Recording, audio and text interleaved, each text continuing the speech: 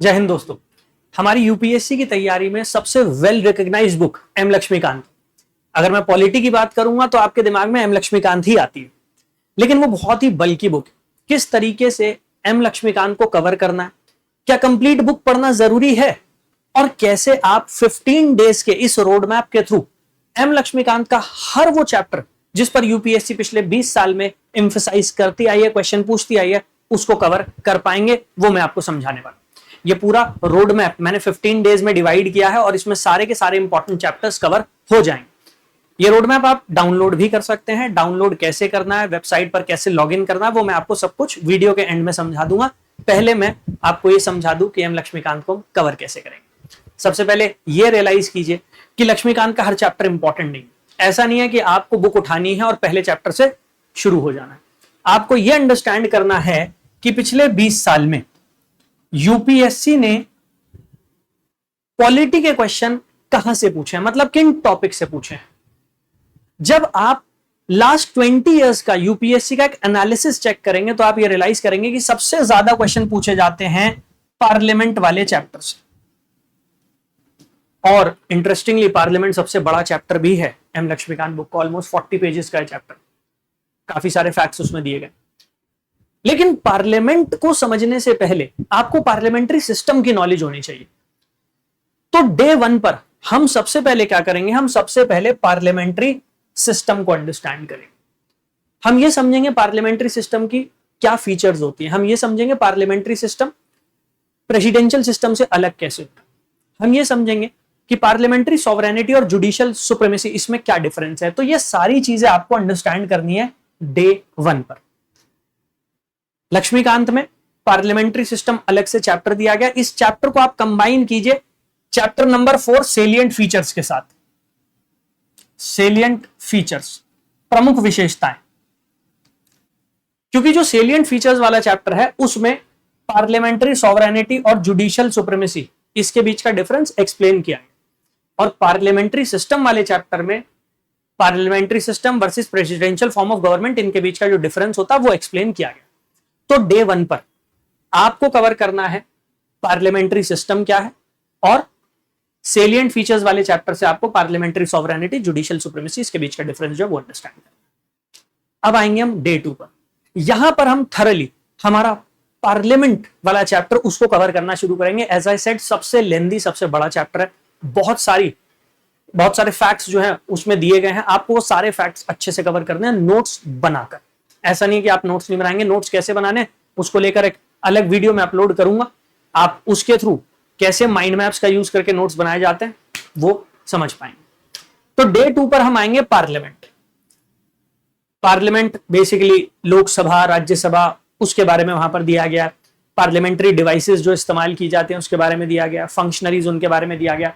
तो यहां पर आप पार्लियामेंट मतलब लोकसभा, राज्यसभा, अगर उसका इलेक्शन लड़ना चाहते हैं तो उसके लिए क्या क्वालिफिकेशन चाहिए आपको, लोकसभा राज्यसभा का कॉम्पोजिशन क्या है, ड्यूरेशन क्या है, मतलब जो पार्लियामेंट के सेशंस होते हैं उसके बारे में आप कवर करेंगे। Presiding officer, speaker, deputy speaker, chairman, deputy chairman, कैसे वो इलेक्ट किए जा रहे हैं, या फिर जो हमारे राज्यसभा के चेयरपर्सन है तो vice president ex officio chairperson बन जाते हैं। वो सारी चीजें आपको अंडरस्टैंड करनी है, उनकी पावर्स अंडरस्टैंड करनी है, उनकी फंक्शनिंग जो है वो अंडरस्टैंड करनी है।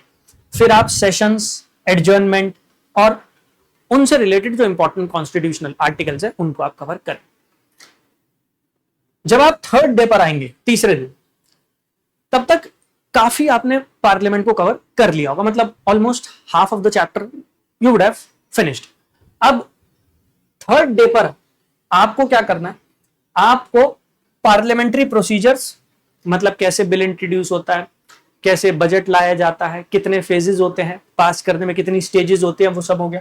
तो legislative procedure, budget, parliamentary committees और स्टेट लेजिस्लेचर। अगर आपने पार्लियामेंट को अच्छे से कवर किया है तो स्टेट लेजिस्लेचर के भी ज्यादातर प्रोविजन आपने कवर कर लिए। जो थोड़े डिफरिंग प्रोविजन है, मतलब 70-80% सेम है, 20-30% थोड़ा सा अलग हो जाएगा, वो प्रोविजन आपको और करने हैं। अदरवाइज लेजिस्लेचर, स्टेट लेजिस्लेचर भी आपका साथ में ही फिनिश हो जाएगा, कवर हो जाएगा। ठीक है, तो यहां पर money bill, financial bill, question hour, 0 hour, censure motion, no confidence motion, और भी बहुत सारे टाइप के मोशन होते हैं, जैसे एडजर्नमेंट मोशन हो गया। फिर लेजिस्लेटिव काउंसिल, उसकी पावर्स, किस तरीके से वहां पर इलेक्शंस होता है, वो सब आप कवर करेंगे। मतलब डे 3 आते आते आपका पार्लियामेंट्री सिस्टम और पार्लियामेंट कवर हो जाना चाहिए।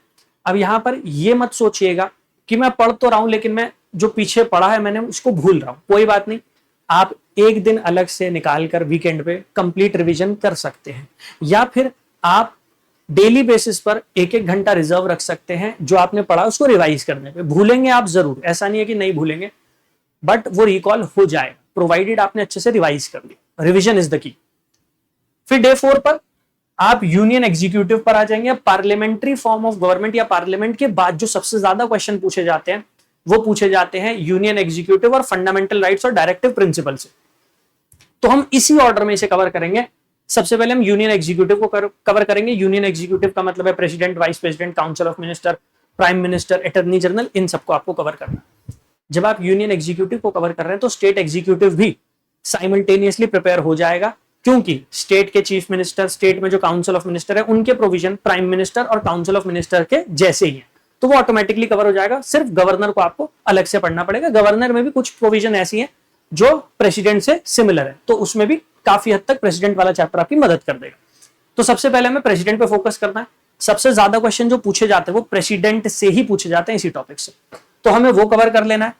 प्रेसिडेंट का इलेक्शन प्रोसीजर, उनकी पावर्स, फंक्शन, वीटो पावर हो गई, पार्डनिंग पावर हो गई, और इंपॉर्टेंट आर्टिकल उनसे रिलेटेड, जैसे पार्डनिंग पावर किस आर्टिकल के अंडर दी गई है, या फिर उनका इम्पीचमेंट का जो प्रोसीजर है वो कहां पर दिया गया, किस आर्टिकल में दिया गया, वो सारी चीजें आपको पता होनी चाहिए।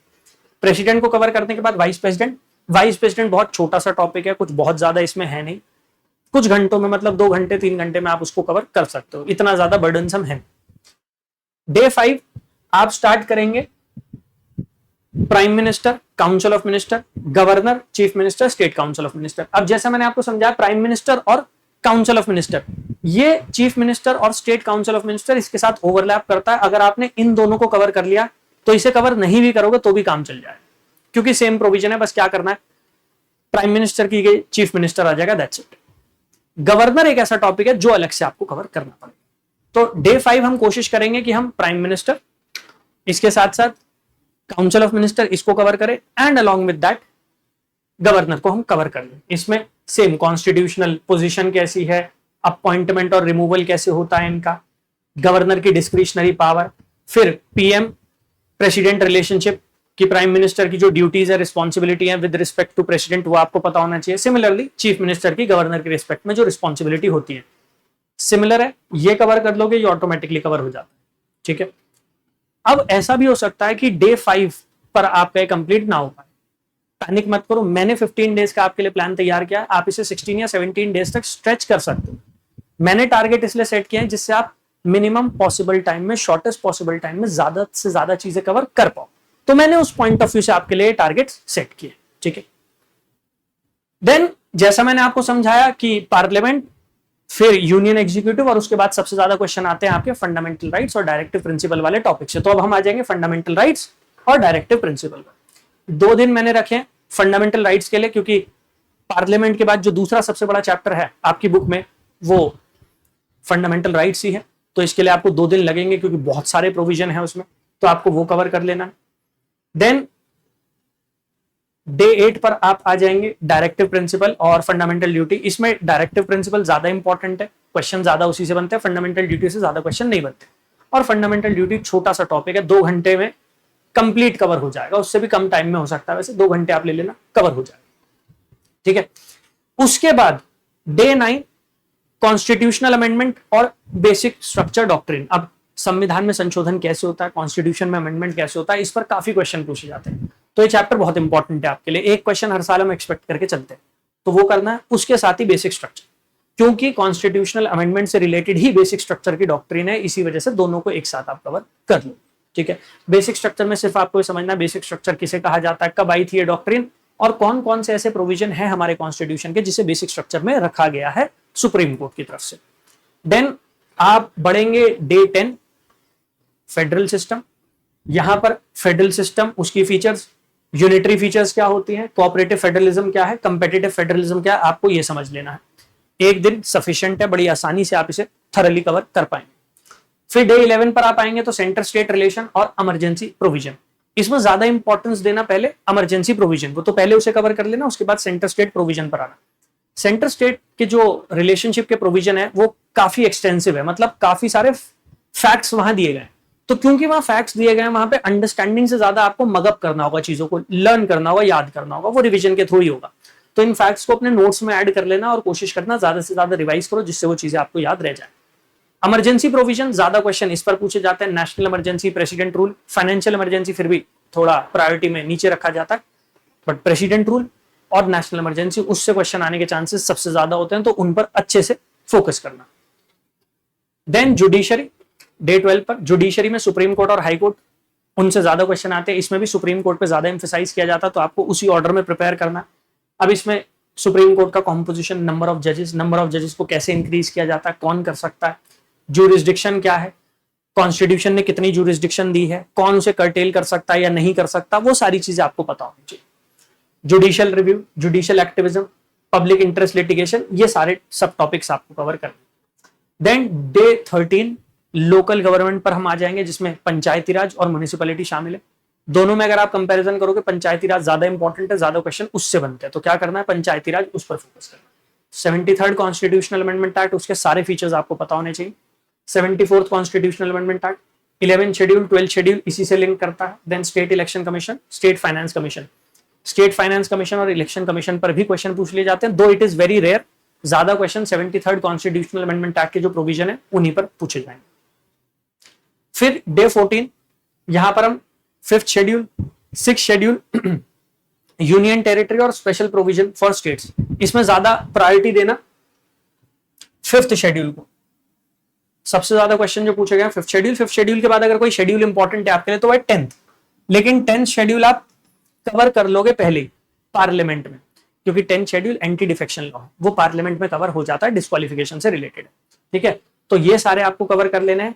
And then you will come down to constitutional bodies, जिसमें ज्यादा इंपॉर्टेंट है आपका election commission, controller auditor general, finance commission, union public service commission और national commission for scheduled caste. इन पर आपको फोकस करना है। इसमें भी ज्यादा क्वेश्चन जो बनते हैं वो इलेक्शन कमीशन, फाइनेंस कमीशन, इससे सबसे ज्यादा क्वेश्चन बनते हैं। इसके बाद नेशनल कमीशन जो है उन पर क्वेश्चन बन सकते हैं, तो ज्यादा प्रायोरिटी इन्हें देना, इनसे ज्यादा क्वेश्चन बनते हैं। ठीक है, इसके अलावा जो भी बुक में चैप्टर दिया गया लक्ष्मीकांत में, अगर आपको कवर करना है आप कवर कर सकते हैं, मैं आपको मना बिल्कुल नहीं कर रहा हूं, आप कवर कीजिए, लेकिन सब इसके बाद कीजिएगा। ये वो कोर है जिससे यूपीएससी मेजॉरिटी क्वेश्चन पूछती आई है और पूछेगी। 2026 का पेपर डिफिकल्ट था, लेकिन उसमें भी अगर आप थीम उठाकर देखोगे कि वो टॉपिक कौन सा है जिससे क्वेश्चन पूछा गया है, फंडामेंटल राइट से पूछा गया है, पार्लियामेंट से पूछा गया है, शेड्यूल से पूछा गया है, वो घुमा फिराकर वहीं आ जाते हैं। क्वेश्चन पूछने का तरीका, मेथोडोलॉजी चेंज कर देंगे, लेकिन टॉपिक चेंज नहीं करेंगे, टॉपिक वही रहने वाले हैं। तो इन्हीं को कवर करना, अच्छे से कवर करना। ठीक है, अब दो चीजें, एक telegram channel mains answer writing, by Ankit sir. ठीक है, ये है टेलीग्राम चैनल। एक आपको इस टेलीग्राम चैनल को ज्वाइन करना। इस टेलीग्राम चैनल पर मैं जितने सेशंस लेता हूं उन सबका लिंक मैं शेयर कर देता हूं, जिससे आप कोई भी सेशन मिस ना करें। जो भी पीडीएफ शेयर करनी होती है मैं यहां कर देता हूं, पहली चीज। ठीक है, तो इसे ज्वाइन करो। दूसरा, जैसा मैंने आपसे कहा था, आप ये पूरा स्टडी प्लान डाउनलोड कर सकते हैं। क्या करना है इसके लिए, गूगल पर जाइए, टाइप कर दीजिए वेबसाइट का नाम यूपीएससी टॉपर्स हब। जब आप वेबसाइट पर लॉग इन करेंगे, तो जब आप वेबसाइट पर आ जाते हैं, सबसे पहले यहां पर आप ऊपर आर कोर्सेज के ऑप्शन में जाइएगा। आर कोर्सेज के ऑप्शन में आएंगे, सबसे पहले पेड कोर्सेज। अगर आप पेड बैचेस में मेरे साथ जुड़ना चाहते हैं, सारे बैचेस अवेलेबल है, इनमें जुड़ सकते हैं। देन सबसे बॉटम में आएंगे तो फ्री यूपीएससी स्टडी मटेरियल का सेक्शन। फ्री स्टडी मटेरियल में 50 मोस्ट इंपॉर्टेंट टॉपिक्स। ठीक है, यहां दिया गया, यहां चले जाइएगा। तो आर कोर्सेज में जस्ट से आर कोर्सेज में फ्री यूपीएससी स्टडी मटेरियल और यहां पर 50 मोस्ट इंपॉर्टेंट टॉपिक। जब आप यहां पर आ जाएंगे तो यहां पर आपको मिल जाएगा पॉलिटी 15 डेज स्टडी प्लान। ये लॉक्ड है, लॉक्ड इस वजह से है क्योंकि आपको लॉग इन करना पड़ेगा।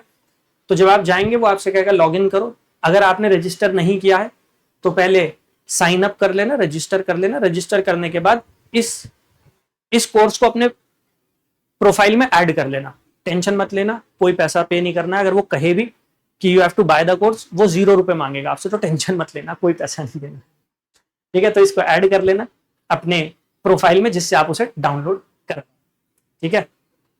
और भी कोर्सेज हैं यहाँ पर, जैसे ज्योग्राफी को 15 डेज में कैसे कवर करना है, तो आप उसको भी डाउनलोड कर सकते हैं। मॉडर्न हिस्ट्री के लिए भी प्लान बना है, उसको भी आप डाउनलोड कर सकते हैं। ऑलराइट, और अगर बैचेस से रिलेटेड कोई भी आपका डाउट है, कोई भी सवाल है, तो यहाँ पर लिंक दिया गया व्हाट्सएप का, यहाँ पर आप हमें रीच आउट कर सकते हैं। ऑल द बेस्ट, जय हिंद।